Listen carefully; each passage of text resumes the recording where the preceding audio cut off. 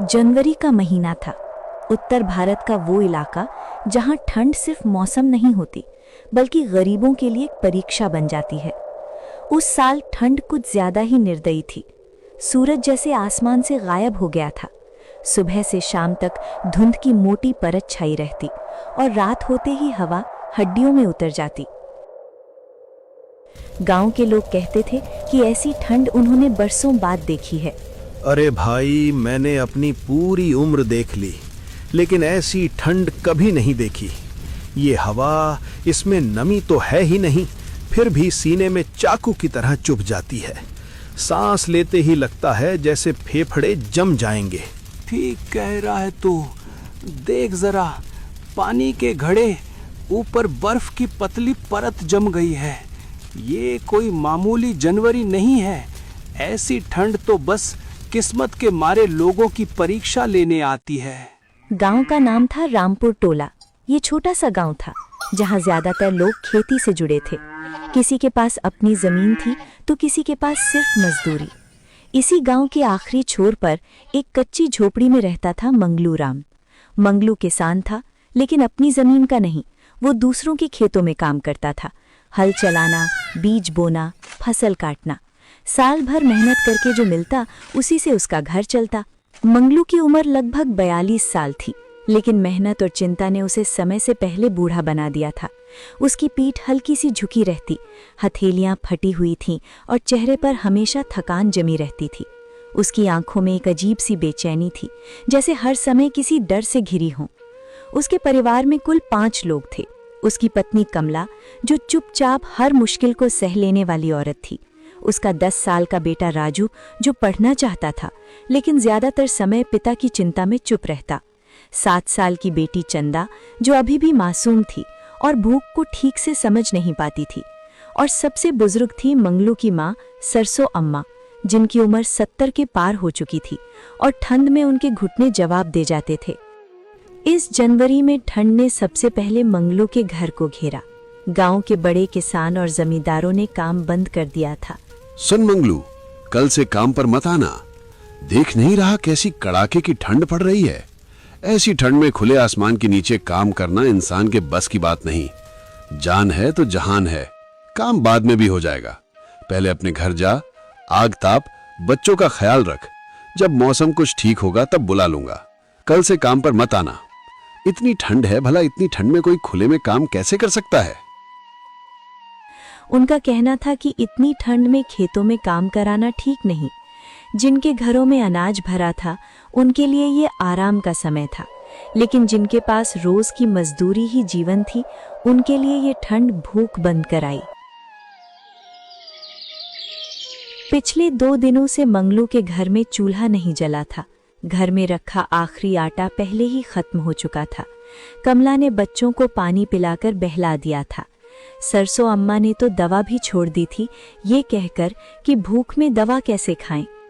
तीसरे दिन की सुबह मंगलू बहुत उम्मीद लेकर उठा। उसने सोचा कि चाहे जो हो जाए, आज किसी न किसी खेत में काम मिल ही जाएगा। वो बाहर निकल पड़ा। ठंडी हवा उसके चेहरे पर चाबुक की तरह लग रही थी। पैरों की उंगलियां सुन्न हो रही थीं, लेकिन उसे रुकने की फुर्सत नहीं थी। वो एक एक घर गया। कहीं दरवाजा नहीं खुला, कहीं से जवाब आया, आज मत आना मंगलू, ठंड बहुत है। कहीं किसी ने सुना ही नहीं। 2 घंटे तक घूमने के बाद उसकी हिम्मत टूटने लगी। भूख और ठंड मिलकर शरीर को कमजोर बना रही थी। जब वो खाली हाथ लौटा तो कमला ने बिना पूछे ही सब समझ लिया। उसने कुछ नहीं कहा, बस बच्चों की तरफ देखा। सरसों अम्मा चुपचाप लेटी थीं, लेकिन उनकी सांसों की आवाज बता रही थी कि शरीर जवाब दे रहा है। आज भी कुछ नहीं मिला। सुबह से बच्चे भूख के मारे तड़प रहे हैं। चूल्हा ठंडा पड़ा है।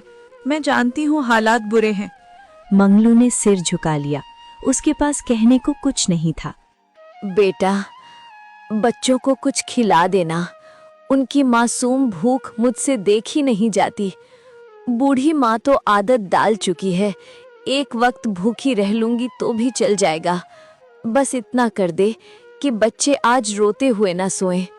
ये सुनकर मंगलू की आंखें भर आईं, लेकिन उसने आंसू रोक लिए। वो बच्चों के सामने कमजोर नहीं दिखना चाहता था, रात होते होते ठंड और बढ़ गई। झोपड़ी की दीवारों से ठंडी हवा अंदर घुस रही थी। घर में सिर्फ एक पुराना कंबल था जिसमें पांचों किसी तरह सिमट कर लेट गए। फिर भी ठंड कम नहीं हुई। मंगलू पूरी रात जागता रहा, बच्चों की सांसें सुनता रहा और मन ही मन सोचता रहा कि वो किसान होकर भी अपने बच्चों को 2 वक्त की रोटी नहीं दे पा रहा। उस रात उसे नींद नहीं आई। बाहर ठंडी हवा चल रही थी और भीतर एक पिता का मन टूट रहा था। जनवरी की ठंड ने सिर्फ उसके शरीर को नहीं, उसके आत्मसम्मान को भी जकड़ लिया था। अगली सुबह रामपुर टोला पहले से कहीं ज्यादा खामोश था। ऐसा लग रहा था मानो पूरा गांव किसी अदृश्य डर के कारण सिमट गया हो। उस दिन की ठंड सामान्य नहीं थी। मंगलू की झोपड़ी के बाहर सब कुछ जैसे जड़ हो चुका था। पेड़ों की पत्तियां तक हिलना भूल गई थीं।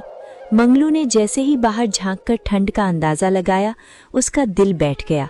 लेकिन उसी पल उसे बच्चों के सूखे होंठ और माँ की कांपती देह याद आ गई। उसने मन ही मन तय कर लिया कि चाहे जो हो जाए, आज कुछ न कुछ खाने का इंतजाम करके ही लौटेगा। वो चुपचाप बाहर जाने लगा। कमला ने देख लिया, वो घबरा गई। इतनी ठंड में आप कहाँ जा रहे हैं? बच्चे भूखे हैं कमला। घर में चूल्हा ठंडा पड़ा है और माँ की तबीयत दिन ब दिन गिरती जा रही है। अब मुझसे बच्चों की भूख और माँ की बीमारी एक साथ देखी नहीं जा रही। कुछ न कुछ खाने का इंतजाम करने जा रहा हूँ, चाहे किसी के दरवाजे पर हाथ ही क्यों न फैलाना पड़े। सुनिए जी, आज मत जाओ। ऐसी कड़ाके की ठंड में तो कोई बाहर नहीं निकला है। गांव के रास्ते तक जम गए हैं।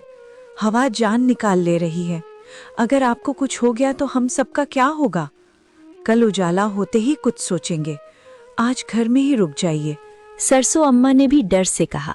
बेटा, आज की ठंड ठीक नहीं है। ये साधारण ठंड नहीं, हड्डियों तक उतर जाने वाली है। इंसान का बदन सुन्न हो जाता है, हाथ पांव जवाब दे जाते हैं। मेरी बात मान, आज मत जा। कल उजाला होते ही चले जाना। ईश्वर चाहेगा तो कुछ रास्ता निकल आएगा। राजू भी पास आ गया। पिताजी, इतनी ठंड में बाहर मत जाइए। मुझे डर लगता है कि आपको कुछ हो जाएगा।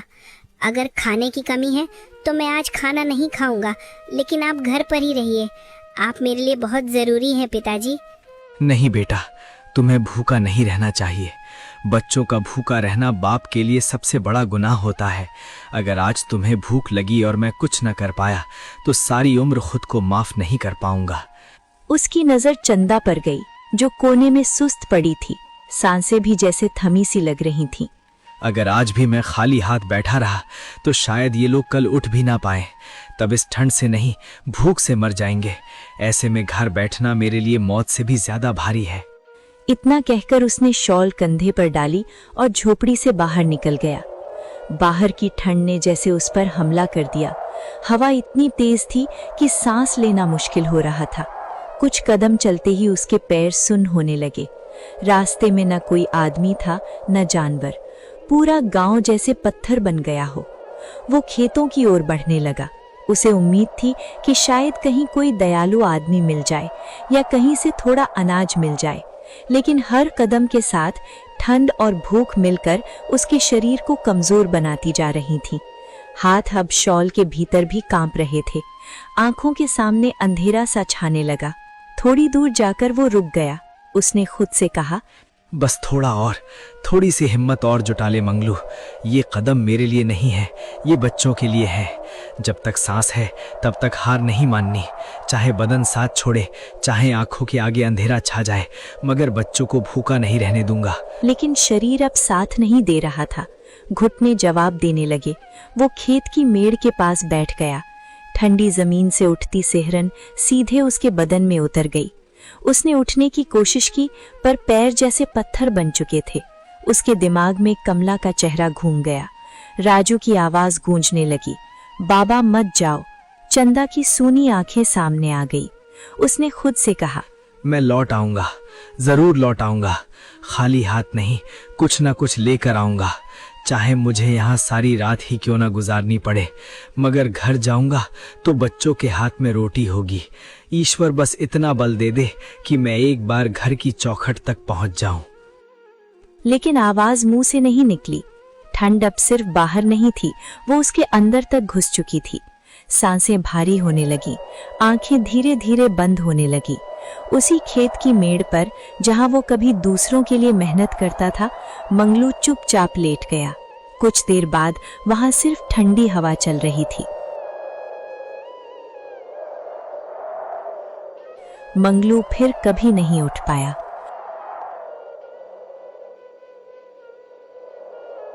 उधर झोपड़ी में कमला दरवाजे की ओर बार बार देख रही थी। बच्चे अपने पिता का इंतजार कर रहे थे। उन्हें नहीं पता था कि भूख से लड़ने निकला वो आदमी ठंड से हार चुका है।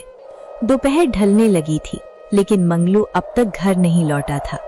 ठंड वैसी ही तेज थी, लेकिन कमला की बेचैनी उससे कहीं ज्यादा बढ़ चुकी थी।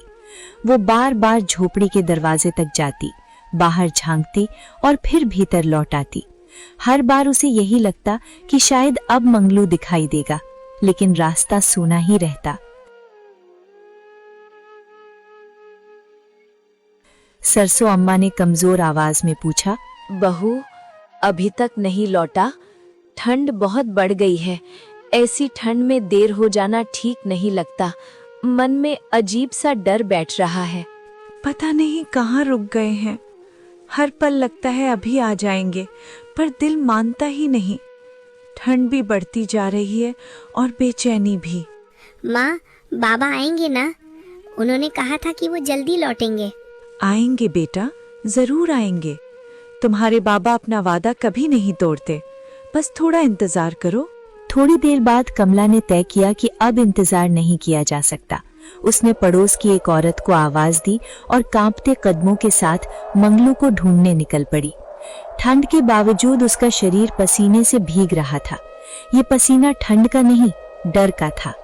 वो गांव से बाहर खेतों की ओर बढ़े। रास्ते में जो भी मिला उससे पूछती गई, मेरे पति इधर से गए थे क्या? हर जगह से एक ही जवाब मिला, नहीं। जब वो खेतों की मेड़ के पास पहुंची तो कमला की नजर जमीन पर पड़ी एक आकृति पर गई। उसका दिल जोर से धड़कने लगा। वो तेजी से आगे बढ़ी और अगले ही पल उसकी चीख निकल गई। मंगलू वहीं पड़ा था। उसका शरीर ठंडा हो चुका था। आंखें आधी खुली थीं, जैसे कुछ कहना चाहती हों। हाथ अब भी शॉल को कसकर पकड़े हुए थे। कमला वहीं जमीन पर बैठ गई।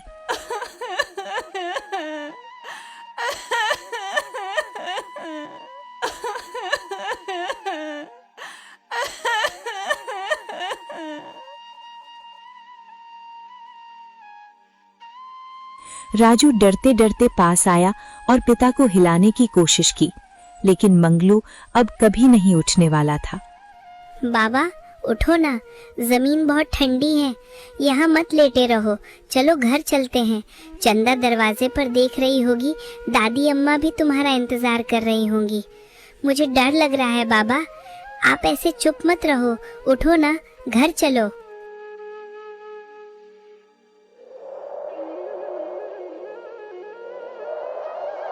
थोड़ी देर में गांव के कुछ लोग इकट्ठा हो गए। किसी ने कंबल डाला, किसी ने सिर झुका लिया, लेकिन कोई भी उस सच्चाई को नहीं बदल सकता था कि अब उस झोपड़ी में कमाने वाला कोई नहीं बचा था। मंगलू की अंतिम संस्कार जैसे तैसे हुआ। गांव ने थोड़ी बहुत मदद की, लेकिन गरीबी में सहानुभूति भी जल्दी खत्म हो जाती है। अगले ही दिन सब अपनी जिंदगी में लौट गए और कमला अपने सच के साथ अकेली रह गई। अब घर में सन्नाटा और गहरा हो गया था। बच्चों की भूख अब और तेज हो गई थी।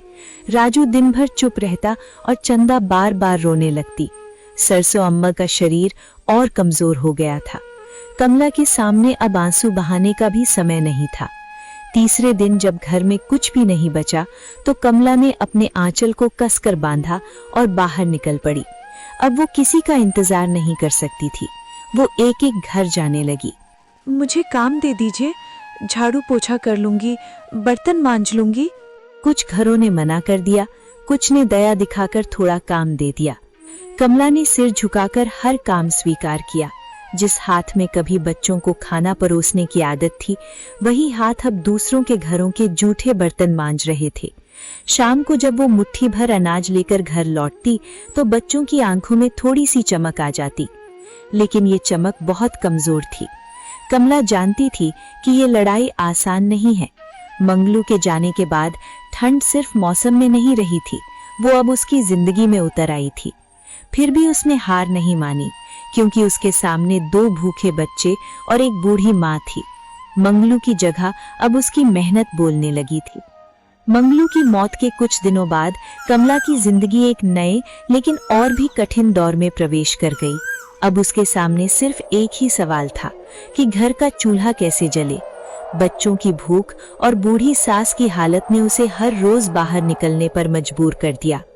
रामपुर टोला में सबसे बड़ा घर ठाकुर हरिराम सिंह का था। उनके पास गांव की आधी से ज्यादा जमीन थी। लोग उन्हें जमींदार कहते थे। उनके खेतों में साल भर मजदूर काम करते थे, लेकिन ठाकुर हरिराम का नाम दया के लिए नहीं जाना जाता था। फिर भी गांव में काम की सबसे ज्यादा संभावना उन्हीं के यहाँ थी। कमला एक दिन हिम्मत करके उनके घर पहुंची, हाथ जोड़कर बोली, ठाकुर जी, अगर कोई काम मिल जाए तो।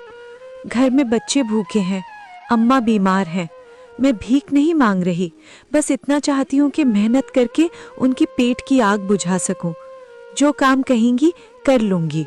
ठाकुर हरिराम ने उसे ऊपर से नीचे तक देखा, मानो उसकी हिम्मत और हालत दोनों तौल रहा हो। काम तो बहुत है, पर यहाँ काम हल्का नहीं होता। पूरे दिन की कड़ी मेहनत करनी पड़ेगी, सुबह से शाम तक। मेहनत से मैं डरती नहीं हूँ ठाकुर जी, बस इतना मिल जाए कि बच्चों के लिए 2 वक्त की रोटी बन सके। बदले में मेरी जान भी लगानी पड़े तो लगा दूंगी। थोड़ी देर चुप रहने के बाद ठाकुर ने शर्त रखी। अच्छी तरह समझ लो कमला, यहाँ पूरे दिन काम करना होगा, सुबह से लेके शाम ढलने तक। बदले में तुम्हें रोज ठीक ठीक 2 किलो चावल और 20 रुपए मिलेंगे, ना एक दाना कम ना एक पैसा ज्यादा। अगर मेहनत में कमी दिखी या काम में ढिलाई हुई तो फिर यहाँ जगह नहीं मिलेगी। अगर ये शर्तें मंजूर हैं तभी बात आगे बढ़ेगी। मुझे सब मंजूर है ठाकुर जी। 2 किलो चावल और 20 रुपए मेरे लिए बहुत बड़ी चीज है। इन्हीं से मेरे बच्चों का पेट भरेगा, घर में चूल्हा जलेगा और रात को भूखे सोने की नौबत नहीं आएगी। आप जो काम कहेंगे मैं बिना शिकायत किए करूंगी। बस इतना मौका दे दीजिए कि मैं अपनी मेहनत से अपने बच्चों को जिंदा रख सकूं। उसी दिन से कमला ठाकुर के यहाँ काम करने लगी। उसके लिए ये सौदा नहीं बल्कि टूटते हुए घर को संभालने का एक सहारा था। लेकिन असली सच्चाई जल्दी ही सामने आ गई। ठाकुर हरिराम की पत्नी शांति देवी का स्वभाव बहुत कठोर था। चेहरे पर हमेशा नाराजगी और आवाज में तिरस्कार रहता। जैसे ही कमला सुबह पहुंचती, शांति देवी कामों की लंबी सूची थमा देती। पहले आंगन अच्छे से धोना, एक भी कोना गंदा नहीं रहना चाहिए। उसके बाद गोबर उठाकर ढेर में जमा करना, फिर सारे बर्तन चमकने चाहिए। और सुन लो, पशुओं का चारा भी काट देना। आधा अधूरा काम मुझे पसंद नहीं। यहाँ जो काम मिले उसे पूरी तरह करना पड़ता है।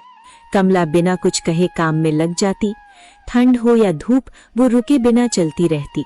दोपहर तक उसकी कमर दुखने लगती और हाथ कांपने लगते, लेकिन आराम का नाम नहीं था। काम खत्म होने पर जब कमला चावल लेने जाती तो शांति देवी का चेहरा और सख्त हो जाता। इतना सारा काम करके भी ढंग से नहीं हुआ। कहीं आंगन में दाग रह गया, कहीं बर्तन ठीक से साफ नहीं है। आज पूरे 2 किलो चावल नहीं मिलेंगे, जितना काम उतना ही मिलेगा। यहाँ मेहनत का हिसाब ऐसे ही चलता है। कभी 1.5 किलो, कभी 1 किलो देकर ही टाल देती। कमला हिम्मत करके कहती, मालकिन, बच्चों के लिए तय हुआ था रोज पूरे 2 किलो चावल। मैंने आज भी सुबह से शाम तक जो कहा गया सब किया है। अगर आज कम मिलेगा तो घर में चूल्हा नहीं जलेगा। बच्चों की खातिर पूरा हिस्सा दे दीजिए। ज्यादा बोलने की जरूरत नहीं है। काम चाहिए या नहीं बस ये बताओ। यहाँ शर्तें मैं तय करती हूँ। जितना दिया जाए उसी में खुश रहना सीखो, वरना और भी लोग हैं काम करने वाले। ठाकुर हरिराम भी कुछ कम नहीं थे। वो अक्सर कमला से और काम करवा लेते और पैसे देने की बात पर टाल मटोल करते। आज नकद नहीं है, अभी पैसे नहीं पड़े हैं, कल ले जाना। आज काम हो गया यही बहुत है, कल आओगी तो हिसाब कर लेंगे। 20 रुपए भी कई बार 10 बन जाते, कई बार बिल्कुल नहीं मिलते। कमला सब सहती रही। उसे अपमान से ज्यादा डर बच्चों की भूख से लगता था।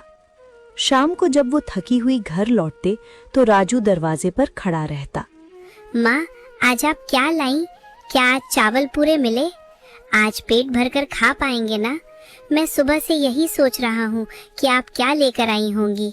कमला जब मुट्ठी भर चावल निकालती तो बच्चों के चेहरे पर थोड़ी राहत दिखती। वही चावल उबालकर वो सबको थोड़ा थोड़ा देती और खुद अक्सर भूखी रह जाती। सरसों अम्मा ये सब देखती और मन ही मन रोती। मेरे बेटे के जाने के बाद मेरी बहू को क्या क्या सहना पड़ रहा है। दूसरों के घरों में झुक झुक कर काम, फिर भी तिरस्कार ही मिलता है। अपने आंसू बच्चों से छिपाती है, रात को अकेले रोती है। मेरी आंखों के सामने उसकी जिंदगी यूं घुट रही है और मैं कुछ कर नहीं पा रही। भगवान, अगर ये सब मेरे हिस्से में लिख देते तो शायद इतना दर्द उसे न सहना पड़ता। कमला जानती थी कि ठाकुर के यहाँ उसका शोषण हो रहा है, लेकिन उसके पास कोई और रास्ता नहीं था। गांव में ज्यादातर लोग मजबूरी में इसी तरह जी रहे थे। यहाँ मेहनत की कीमत नहीं थी, सिर्फ मजबूरी की। हर दिन कमला की पीठ और झुकती जा रही थी, लेकिन उसकी हिम्मत अभी टूटी नहीं थी। वो जानती थी कि अगर वो भी टूट गई तो उसके बच्चों का भविष्य अंधेरे में चला जाएगा। ठाकुर हरिराम सिंह के यहाँ काम करते हुए कमला को कुछ हफ्ते हो चुके थे। वो रोज अंधेरे में उठती, ठंड से जकड़े शरीर को समेटकर ठाकुर के घर पहुंच जाती और बिना रुके काम में लग जाती। उसे मालूम था कि अगर एक दिन भी काम छूट गया तो उसके घर का चूल्हा ठंडा पड़ जाएगा। एक दिन ऐसा आया जब पूरा दिन काम करने के बाद भी उसे न चावल मिले और न पैसे। कमला को पहले लगा कि शायद भूल हो गई होगी। उसने हिम्मत करके शांति देवी से कहा, मालकिन, आज का चावल और पैसे दे दीजिए। सुबह से लगातार काम किया है। घर में बच्चे इंतजार कर रहे होंगे। चूल्हा बिना अनाज के ठंडा पड़ा है। अगर आज कुछ लेकर नहीं गई तो घर कैसे चलेगा? अभी नहीं, बाद में ले जाना। मुझे अभी फुर्सत नहीं है। रोज रोज हिसाब मांगने मत आया करो। जब कहूंगी तब मिलेगा, समझी? कमला कुछ बोल नहीं पाई। वो चुपचाप घर लौट आई, ये सोचकर कि कल मिल जाएगा। लेकिन अगला दिन भी वैसा ही निकला। कमला ने फिर पूरे दिन काम किया। घर की सफाई, पशुओं की देखभाल, आंगन की लिपाई और रसोई के बर्तन। शाम को उसने फिर से बात उठाई। इस बार ठाकुर हरिराम ने कहा, ऐसा क्या हड़बड़ मची है? हम कोई तुम्हारे पैसे लेकर भाग जाने वाले हैं क्या? यहाँ रोज का काम हो रहा है, हिसाब भी हो जाएगा। आज नहीं तो कल सही। अभी जाओ और अपना काम देखो। उसका लहजा ऐसा था जैसे कमला ने कोई बहुत बड़ी गुस्ताखी कर दी हो।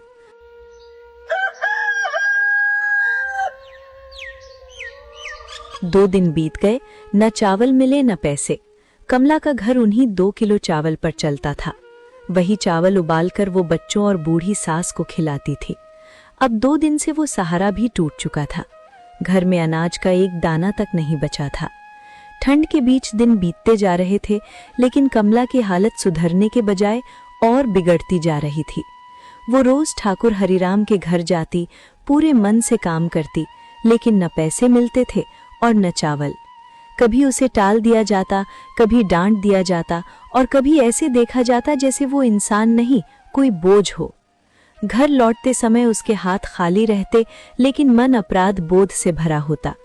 उसे लगता जैसे वो हर दिन अपने बच्चों से कुछ छीन रही हो, उनका बचपन, उनकी सेहत, उनकी हंसी। सबसे ज्यादा असर चंदा पर पड़ रहा था। छोटी सी बच्ची जो पहले माँ के आसपास खेला करती थी, अब ज्यादातर समय चुप रहने लगी थी। उसके गाल पिचक गए थे, आंखों के नीचे काले घेरे पड़ गए थे। भूख और ठंड ने उसके नन्हे शरीर को कमजोर कर दिया था।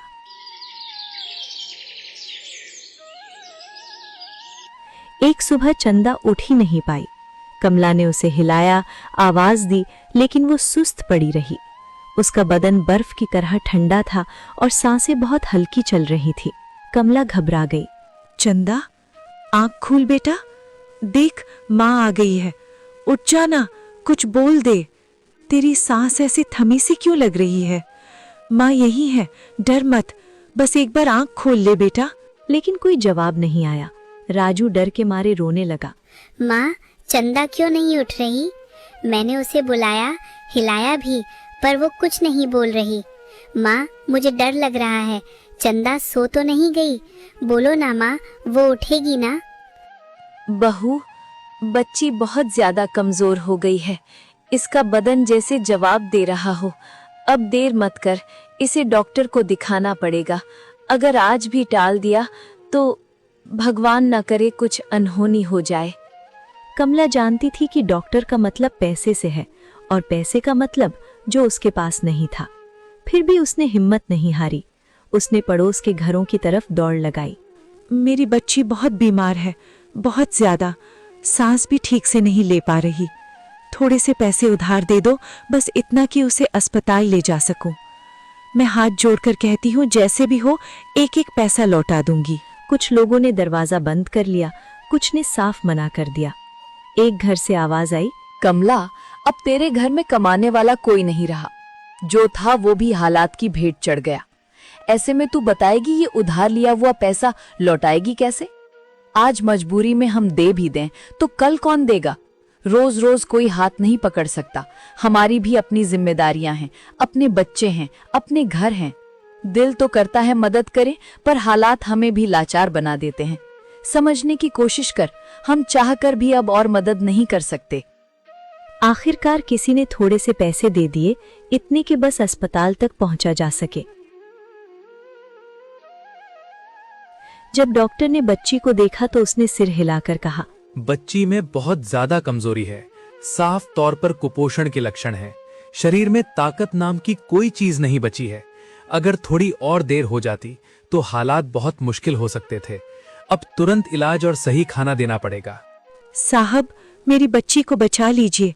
मैं गरीब हूँ, मेरे पास ज्यादा पैसे नहीं है, लेकिन जो भी होगा कर लूंगी। हाथ जोड़कर विनती है, इसे ठीक कर दीजिए। मेरी पूरी दुनिया यही है, इसके बिना मैं जी नहीं पाऊंगी। डॉक्टर ने दवा लिख दी, लेकिन दवा के लिए भी पैसे चाहिए थे। कमला के हाथ फिर खाली थे। वो अस्पताल के बाहर बैठ गई और चंदा को सीने से लगाए रोने लगी। उस दिन उसे पहली बार लगा कि गरीबी सिर्फ पेट नहीं काटती, वो इंसान को हर जगह बेबस बना देती है। घर में भी, समाज में भी और अस्पताल के दरवाजे पर भी। हे ईश्वर, मेरे बच्चों को मत छीनो। मैंने क्या बिगाड़ा है? किसका क्या छीना है? इतनी सजा क्यों दे रहे हो मुझे? अगर कोई गुनाह है तो मुझे दे दो, पर मेरे बच्चों को बचा लो। इनके बिना मेरी सांस भी बोझ लगती है। इन्हें मुझसे दूर मत करो। उसी समय एक आदमी अस्पताल के बाहर रुका। उम्र करीब 45-50 साल, साधारण कपड़े, लेकिन चेहरे पर गहरी संवेदना। उसने कमला को रोते देखा तो कदम अपने आप रुक गए। वो पास आया और धीरे से बोला, बहन, क्या हुआ? तुम बहुत घबराई हुई लग रही हो। बच्ची की तबीयत कैसी है? डॉक्टर ने क्या कहा? अगर किसी तरह की मदद चाहिए हो तो बताओ, घबराओ मत। कमला ने पहले उसकी तरफ देखा भी नहीं, फिर जैसे किसी अपने ने पूछा हो, उसकी जुबान खुल गई। उसने सब कुछ बता दिया। मंगलू की मौत, ठंड, भूख, ठाकुर का शोषण, 2 दिन से बिना अनाज और अब बेटी की हालत। वो बोलती जा रही थी और आंसू थमने का नाम नहीं ले रहे थे। आदमी चुपचाप सुनता रहा। उसकी आंखें भर आईं। उसने गहरी सांस ली और कुछ देर तक कुछ नहीं बोला। फिर धीरे से कहा, बहन, आज तुम जो झेल रही हो वही मैंने बरसों पहले अपनी आंखों से देखा है। ये बेबसी, ये डर, अपनों को खो देने का साया, सब कुछ मेरे अपने जीवन का हिस्सा रह चुका है। इसीलिए तुम्हारा दर्द मुझे पराया नहीं लग रहा। कमला ने हैरानी से उसकी तरफ देखा। आदमी ने कहना शुरू किया, मेरे पिता भी बहुत गरीब थे। एक दिन वे अचानक बहुत बीमार पड़ गए। डॉक्टर ने कहा इलाज के लिए पैसे चाहिए, लेकिन हमारे पास देने को कुछ नहीं था। मैं एक एक दरवाजे पर गया, हाथ जोड़कर मदद मांगी। किसी ने कहा आज नहीं कल आना, किसी ने मुंह फेर लिया। उसी कमी, उसी कल के इंतजार में मेरे पिता हमें छोड़कर चले गए। उस दिन मैंने समझ लिया था कि गरीबी सिर्फ पेट नहीं, जिंदगी भी छीन लेती है।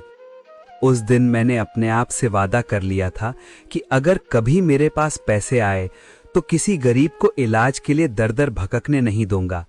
कोई माँ अपने बच्चे को बचाने के लिए हाथ जोड़ती न दिखे, कोई बेटा अपने पिता को खोने की बेबसी न सहे। अगर मेरी कमाई किसी एक जान को भी बचा सके तो वही मेरी सबसे बड़ी दौलत होगी। उसने अपनी जेब से पैसे निकाले और कमला के हाथ में रख दिए। ये दवा के पैसे हैं, पूरे इलाज की जिम्मेदारी मेरी है। जांच, दवाइयां, जो भी जरूरत पड़ेगी सब मैं देखूंगा। तुम्हारी बेटी का पूरा खर्च मैं उठाऊंगा। तुम्हें किसी के आगे हाथ फैलाने की जरूरत नहीं पड़ेगी। नहीं बाबूजी, मैं कैसे, इतना बड़ा बोझ मैं कैसे ले लूं? आप मेरे अपने नहीं हैं, फिर भी इतना सब। मैं गरीब हूँ, लौटाने के लिए मेरे पास कुछ नहीं है। मैं आपके एहसान के तले दब जाऊंगी। इसे एहसान मत समझो, इसे उस बेटे का अधूरा काम समझो जो अपने पिता को बचा नहीं पाया। आज अगर तुम्हारी बेटी बचती है तो मुझे लगेगा कि मैं अपने पिता के लिए कुछ कर पाया। और सुनो, मैं तुम्हें अपने घर में काम भी दूंगा, इज्जत के साथ, तय पैसे पर। तुम्हें कभी ताने नहीं सुनने पड़ेंगे।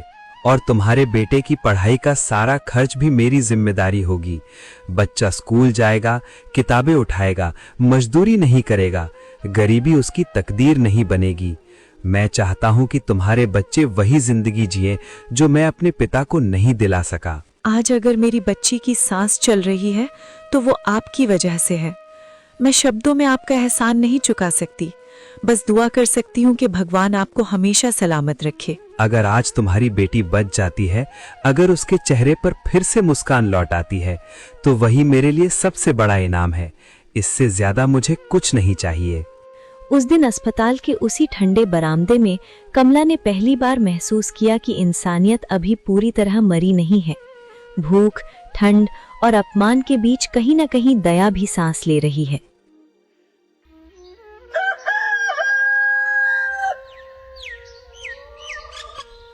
चंदा की सांसें थोड़ी सहज होने लगी थी। कमला ने उसे सीने से लगा लिया और मन ही मन मंगलू को याद किया। देखो जी, किसी ने हमारे बच्चों का हाथ पकड़ लिया है। आज पहली बार लगा कि दुनिया में सब दरवाजे बंद नहीं होते। कोई तो है जो हमारी तकलीफ समझता है, जो भूख और ठंड से लड़ते बच्चों के लिए आगे आया है। तुम जहां भी हो देख रहे होगे, तुम्हारे बच्चों की राह अब अंधेरी नहीं रही। चंदा के अस्पताल में भर्ती होने और कमला को मदद मिलने की खबर धीरे धीरे पूरे रामपुर टोला में फैल गई। गांव छोटा था, बातें देर तक छिपी नहीं रहती थी। लोगों को ये भी पता चल गया कि कमला जिस जमींदार के यहाँ काम करती थी, वहीं से उसे 2 दिन तक न अनाज मिला न मजदूरी। एक शाम जब ठाकुर चौपाल पर बैठे थे तो किसी ने कह दिया, ठाकुर साहब, गांव में अब सिर्फ फुसफुसाहट नहीं, खुली चर्चा चल रही है। लोग कह रहे हैं कि मंगलू की लड़की अस्पताल में जिंदगी और मौत से जूझ रही है। हालत इतनी बिगड़ गई थी कि डॉक्टरों ने भी हाथ खड़े कर दिए थे। और यह भी सुना जा रहा है कि कमला से दिन रात खेतों और घर के काम कराए गए, बिना देखे कि उसकी अपनी मजबूरियां क्या हैं। न वक्त पर चावल मिले, न मेहनत की पूरी मजदूरी। गरीब की लाचारी को ढाल बनाकर उसका हक मार लिया गया। यही बातें अब हर चौपाल, हर गली में गूंज रही हैं। लोग डरते जरूर हैं ठाकुर साहब, मगर अब उनके सब्र का बांध टूटने लगा है। कौन कह रहा है ये सब? किसकी इतनी हिम्मत है मेरे खिलाफ जुबान चलाने की? मैं किसी के आगे जवाबदेह नहीं हूं। जो मिलता है मेहनत के हिसाब से मिलता है, समझे? ठाकुर, ये बात किसी एक आदमी की जुबान से नहीं निकली है। ये आवाज पूरे गांव की है, जो बरसों से चुप थी मगर आज सिसकियों में बदल चुकी है। गरीब की बद्दुआ देर से लगती है, ये सच है, मगर जब लगती है तो बड़े बड़ों की नींव हिला देती है। जो आंसू मजबूरी में गिरते हैं ना, उनका कोई गवाह नहीं होता, पर ऊपर कहीं ना कहीं उनका हिसाब जरूर लिखा जाता है। आज ताकत तेरे हाथ में है ठाकुर, पर याद रख, वक्त सबसे बड़ा साहूकार है। वो अपना कर्ज सूद समेत वसूल करता है। ठाकुर को पहली बार महसूस हुआ कि लोग उसकी तरफ उंगली उठा रहे हैं। वो बात बदलने की कोशिश करता रहा, लेकिन उसी रात जब वो घर लौटा तो शांति देवी ने ताना मारा। देखा, उस औरत ने कैसा तमाशा खड़ा कर दिया। अब पूरे गांव में बातें फैलेंगी, लोग उंगली हमारी तरफ उठाएंगे। किसी को ये नहीं दिखेगा कि हमने कितना काम करवाया। सबको बस उसी की कहानी याद रहेगी। बदनामी हमें झेलनी पड़ेगी। ठाकुर चुप रहा, लेकिन मन में हलचल थी। चंदा का इलाज लगातार चलता रहा। दवाइयों और सही भोजन से उसकी हालत सुधरने लगी। कुछ ही दिनों में वो फिर से मुस्कुराने लगी। राजू का दाखिला पास के सरकारी स्कूल में करा दिया गया। पहली बार कमला ने अपने बेटे को किताब हाथ में पकड़े देखा। उस दिन उसने मन ही मन मंगलू को याद किया और कहा, तुम आज मेरे पास नहीं हो, लेकिन तुम्हारा सपना अब भी जिंदा है। जिन बच्चों को तुम भूखा नहीं देख पाते थे, उनके लिए अब उम्मीद की एक राह खुली है। तुम जहां भी हो देख रहे होगे, मैं तुम्हारे सपनों को टूटने नहीं दूंगी, उन्हें सच बनाकर ही दम लूंगी। उधर गांव में एक और हलचल शुरू हो चुकी थी। चंदा की बीमार पड़ने, मजदूरी न मिलने और ठाकुर हरिराम के व्यवहार की बात अब सिर्फ गांव तक सीमित नहीं रही। रघुवीर प्रसाद ने ये मामला मजदूर विभाग और पंचायत तक पहुंचा दिया। गांव में जांच बैठी। जब अधिकारी ठाकुर के घर पहुंचे तो पहली बार ठाकुर का रुतबा काम नहीं आया। रजिस्टर मांगे गए, मजदूरों की सूची पूछी गई, भुगतान का हिसाब मांगा गया।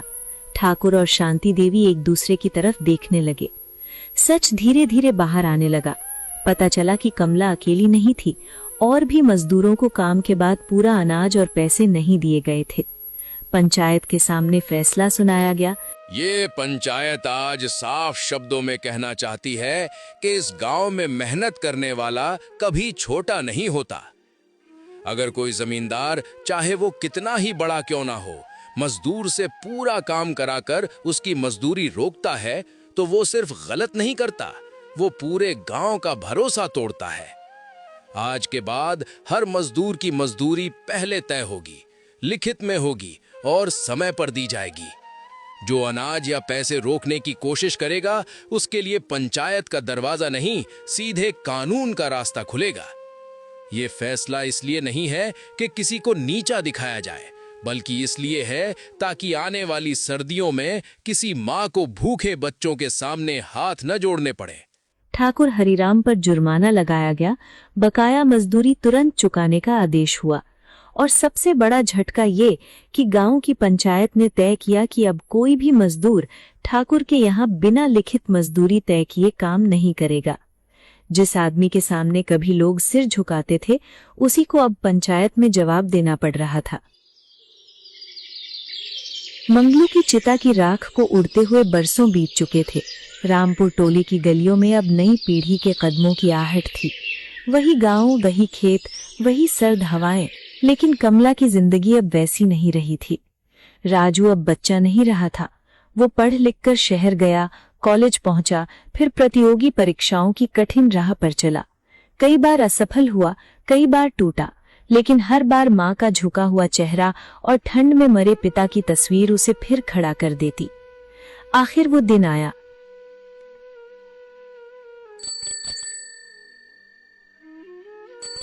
जब डाकिया गांव में चिट्ठी लेकर पहुंचा और कांपती आवाज में बोला, कमला देवी, आपके बेटे का सरकारी अफसर में चयन हो गया है।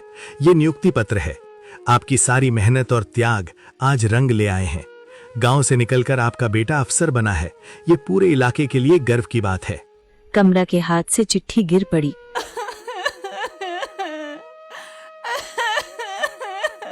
उसने जमीन पर बैठकर पहली बार जोर जोर से रोया। दुख से नहीं, बल्कि सुकून से। गांव के वही लोग जो कभी कहते थे कमाने वाला नहीं है, कैसे पालेगी बच्चों को, आज वही लोग कहते थे, कमला, तेरी किस्मत भी कमाल की है।